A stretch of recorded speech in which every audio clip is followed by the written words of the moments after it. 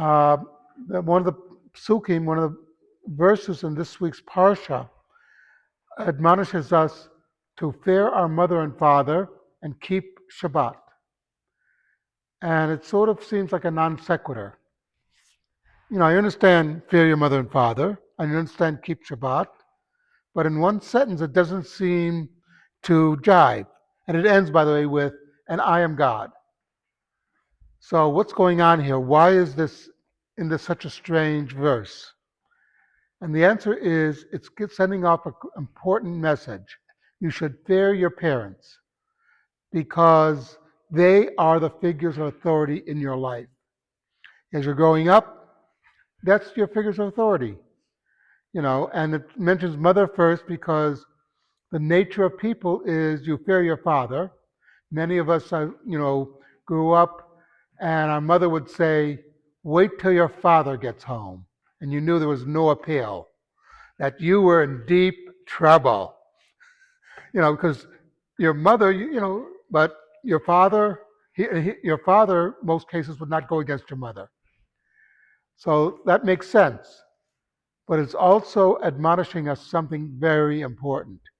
If your father says to you to violate Shabbat, to watch a game or whatever, uh, you're not to listen to him. You're not to listen to them, your parents, on that issue. If your parents tell you to violate halacha, then that's the limit. You should fear them within, as long as they're keeping halacha themselves.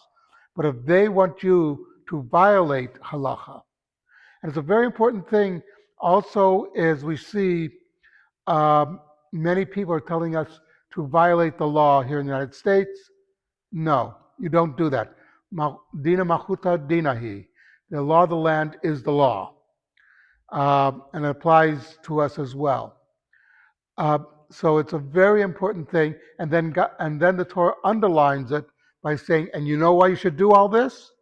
Because I'm God, and I'm commanding it." In other words, don't talk to me. It's like I always say when we're young and our parents would tell us to do something. Why should I do it? Because I said so. There's no debate.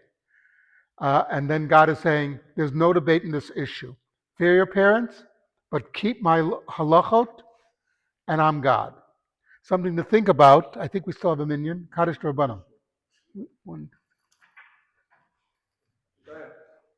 Okay.